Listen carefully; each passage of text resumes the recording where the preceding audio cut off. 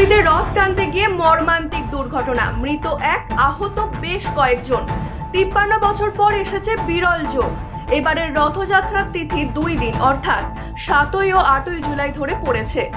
আষাঢ় মাসের শুক্লাপক্ষের দ্বিতীয়া তিথিতে ভোর 3:44 থেকে 8ই জুলাই ভোর 4:14 পর্যন্ত যোগ রয়েছে। সেই জন্য প্রচুর মানুষ রথযাত্রার চাক্ষুষ করতে সেখানে জড়ো হয়েছেন। এর মধ্যেই ঘটে গেল বিপত্তি।